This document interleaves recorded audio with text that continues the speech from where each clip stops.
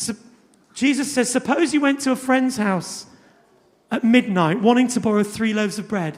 And you say to him, a friend of mine has just arrived for a visit and I have nothing for him to eat. And suppose he calls out from his bedroom, don't bother me, the door is locked for the night. My family and I are in bed and I can't help you. Jesus says, I tell you this, though he won't do it for friendship's sake, if you keep knocking long enough, he'll get up and give you whatever you need because of your shameless persistence. We read this story in Luke chapter 11, and as you heard, there's a little bit extra at the end there. The part I read went up to verse 8, and verse 9 says, I'll just read verse 8 again. Jesus says, commenting on the story, he says, I tell you this, though he won't do it for friendship's sake, if you keep knocking long enough, he'll get up and give you whatever you need because of your shameless persistence. That's one translation of that word, shameless persistence. Jesus goes on to say at verse 9, and so I tell you, keep on asking and you will receive what you ask for. Keep on seeking and you will find. Keep on knocking and the door will be open to you. For everyone who asks receives, everyone who seeks finds, and to everyone who knocks, the door will be open. Jesus is teaching about prayer, and it seems to me that there are 2 key points from this story that we can take away. And the first one, the main one that we can think about, is to keep praying. There it is, sorry. And I love this phrase, shameless persistence. They're not going to do it because they're your friend. Just think about that. What that actually means. That means the neighbour is not going to get up and give you the bread because it's the right thing to do, or the kind thing to do, or the neighbourly thing to do. He's going to get up and give you the bread. Why? To shut you up. Because if you keep knocking, and you keep knocking, and you keep knocking, you are going to make a scene. You've probably woken up his whole household already. You're probably going to wake the whole village up at this rate. And he realizes he's not going to get any peace or quiet until he gives you the bread. That's what Jesus seems to be saying here. That word shameless persistence, you could translate that a number of ways. Impudence, insolence, immodesty, or rudeness. This is what Jesus is saying. Just think back to that story a minute. Because, by the way, this has come in the Bible just after the Lord's Prayer. The Lord's Prayer being Jesus's, this is how you should pray. And then he wants to go on and say this. So, what do you think would have happened if the man would have given up and gone home? What would be the scenario? What would be the outcome of the story? No food. They'd be hungry. Well, these guys would have a peaceful night, sleep, but these guys would be hungry. They wouldn't have their needs met. They wouldn't have their needs met. I think that's so interesting. The man didn't care what he looked like. He didn't care what the neighbours thought of him. He didn't care what the community thought of him. He didn't mind waking everybody up. He didn't mind looking a bit foolish or even potentially drawing criticism from the rest of the village. This man had one goal. What was the goal? To get the food, to do the right thing and feed his friends. Because actually, to have no food in the house would have been thought of as shameful, and to not be able to show that hospitality. You know, I mean, it would be fine now. If it was nowadays, you just pop out to the 24-hour shop, wouldn't you? Grab the bread, come back, everything would be fine. You'd still want to be hospitable, but there's different ways of doing it. But in this case, wasn't able to. And so this man was persistent. He didn't give up. He kept going. He kept going. He kept asking. And I love that word, persistence. And I think when we think about praying, persistence is a really good word. Now, anybody who's been a child or a parent, that's everybody, will know about persistence. Children, question for you. Have you ever asked your parents for something and the first answer you got was no? Put your hand up if that's ever happened to you. Turn to the person next to you and tell them what it was that you asked for, maybe recently, sometime in the last week or two, to which the answer was no. Okay, question for parents in the room. Parents, have you ever had your mind changed by persistent asking from your children? Put your hand up if you have. Amazing. Turn to the person next to you and tell them what that was. If you feel that you can share, you don't have to. You see, persistence works. Persistence works. You know, we have 3 children, and our middle child, Zach, who's 17, when he was 17, he's 22 now. When he was 17, he passed his driving test, and he really, really wanted to buy his own car. Now, he'd been given some inheritance money, so he had the ability to buy his own car, but we just thought, 17, that's really young to be buying a car, right? It's expensive, and there's all sorts of things involved.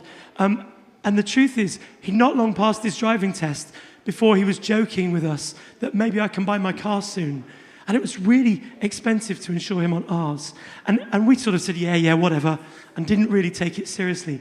And we went away for work for a couple of days, and we came back, and our Zach, 17-year-old, had made a 9-page PowerPoint presentation for us to explain just really clearly and calmly why it was a good idea that we should allow him to spend his inheritance money to buy a car so that he could then use it for college and for moving his drums around. And saying yes to that was probably one of our better parenting decisions that we made. You see, persistence makes parents do things for children. Persistence made the neighbor get up and give the man what he needed. And Jesus says it's the same with God. Jesus says we can ask God for the things that we need, and sometimes we just have to keep asking. We just have to keep asking. The next part of the verse that I read to you, but this is a different translation. This is the Passion Translation of verse 9 and 10. It says, "So it is with your prayers. Ask and you'll receive. Seek and you'll discover. Knock on heaven's door and it will one day open for you." And then I love this phrase, this sentence.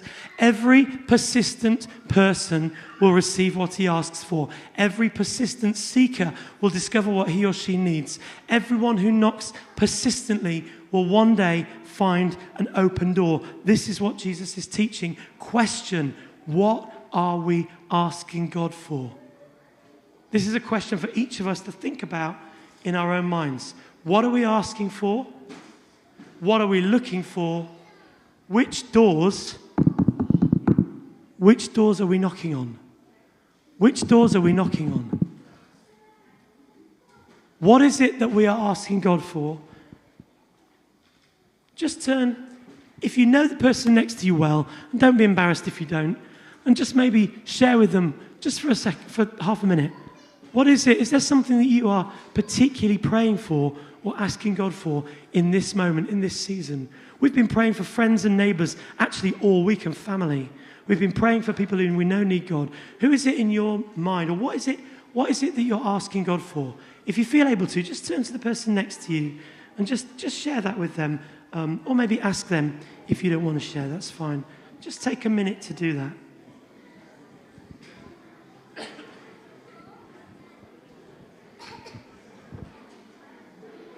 Are you copying me? Brilliant. If I dance, will you dance?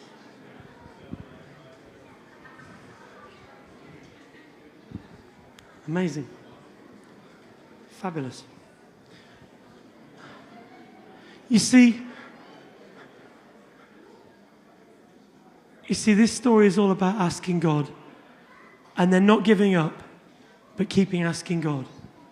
And in a few minutes, we're going to do some activities where we get to do this together in different ways. Just one other thought, though. You see, I don't think Jesus was talking about this particularly, but it is implied in the story. And certainly it's something Jesus talks about just in the chapter before, because I think this story is also about loving your neighbour. There's a story in the chapter 10 where a man asks Jesus, who is my neighbour? And he tells the story of the Good Samaritan. We don't have time to get into that now. But Jesus' answer is basically, your neighbour is anyone who needs help. Anyone who needs help. And especially the ones who you might consider as enemies. Especially the people who you perhaps wouldn't get on with well or choose to help. Jesus says that's who your neighbour is. And I think we have a couple of meanings for the word neighbour, don't we? It's anyone who needs help. And it's also the people who live around us in our street. And I don't know about where you live, but where we live, we've been there for 14 years now. And particularly during the pandemic, we had an opportunity to get to know some of our neighbours quite well, actually. And I know stories of a number of people in this church who've got to know their neighbours really well and been able to share with them and pray for them. So another activity that you might want to do, we did some work on this a few years ago, something called the art of neighbouring. Forgive the American spelling. But the art of neighbouring, this is just a block map. And actually, I've got one here. And one of the things that you might want to do in response to Jesus' challenge is to take a map and just think about, literally, if you put yourself in the middle, the people who live close to you geographically. I've started to fill this in for our street. Our neighbours are called Stuart and Jane. We've got some lovely neighbours called Dylan and Charlotte, actually, who live down the road. They come to this church. We've got a lovely lady called Chris. And I just started to fill this in for ourselves. But have a think, which are the 8 houses or so that are geographically closest to you? And maybe ask this question. Number 1, do I know their names? Number 2, do I know something about them? What do they do for a living? What's their family like? What's going on in their lives? And if you really want to sort of take the challenge on, what about, do I know something about their hopes and dreams? Or maybe, if it's appropriate, their challenges? Do I know something real about what's going on in my neighbour's life? And actually, I don't know if you know this, but we're coming up to the season of Lent. Does anyone know it's Pancake Day on Tuesday? Anyone got their pancake parties planned already?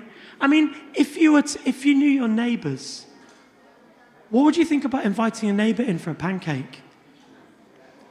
And actually, during the season of Lent, which is the next roughly 6.5 weeks, as we prepare for Easter, and we'll put some stuff out in the newsletter about this, we're going to issue a very gentle Love Your Neighbour challenge. I wonder what it would be like to reach out to our friends and neighbours, be it our geographical neighbours or those we know in our family or our friendship groups or our work environments or our school or college environments who are struggling, whoever it is. We've already spent some time praying for them this week. And what about reaching out to them over the period of Lent before we get to Easter? Now, you guys are doing really well and you've sat brilliantly.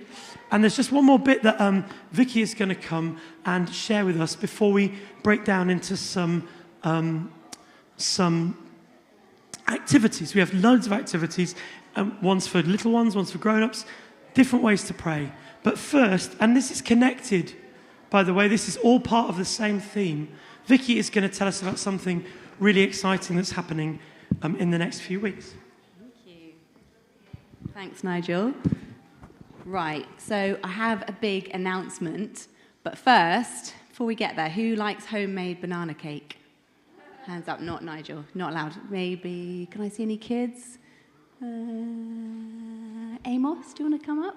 Anna, Amos, come on, because actually, I think you deserve this because you actually helped make this yesterday. So, are you all right do you want to just eat that while I just do this announcement and then tell me what you think afterwards, okay? Is that cool? Good. So yeah, Noah and Amos made this yesterday, so my kids have actually already tried this. It's not poisonous, so hopefully you'll enjoy that. So I'm standing here today on behalf of Caris Kids. My family is linked to a family who live in the slums of Kampala. And through Caris Kids, we're helping to get those children out of poverty. Anyone who's raised children knows how challenging it is. But the families who we link with through Caris Kids have a lot more challenges than we do. Often they are children whose biological parents have died or given up, and they're being raised by one parent, maybe 3, 4, 5, sometimes 6, 7 children in a family living together. In our family, we have a safe, warm house. When it rains, we stay dry. When one of my children is sick, we can go to the doctor for help. But in the slums of Kampala, school fees are hard to find. There's no money for the doctor, no safety net to protect them from sickness or flooding or the dangers of the slums, no mattress to sleep on at night. So back in 2007, a couple from our church started this charity, Caris Kids. And our church partnered with a church out there to provide healthcare, education, basics, encouragement, and to give these families a fighting chance to make a future for themselves. And one of the things it teaches me is that I mustn't take these blessings for granted. Life is precious.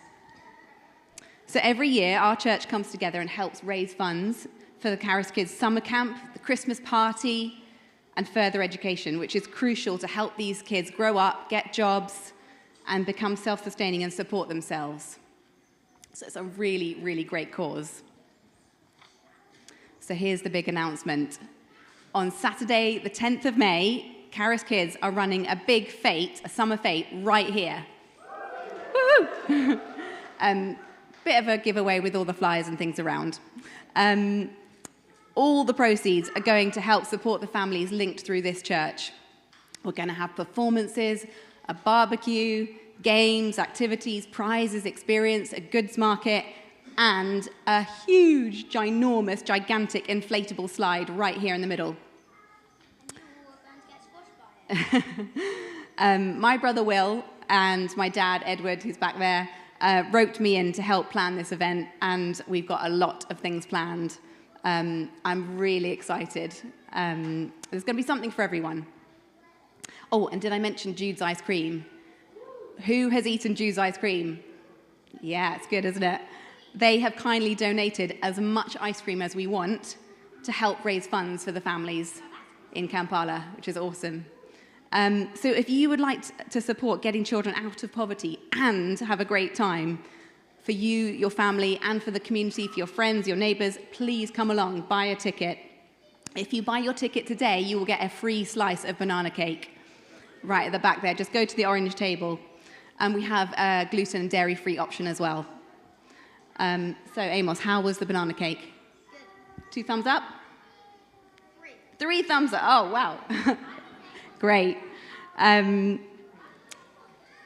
Yeah, it's all for a great cause. So we're also amassing a really big team to help.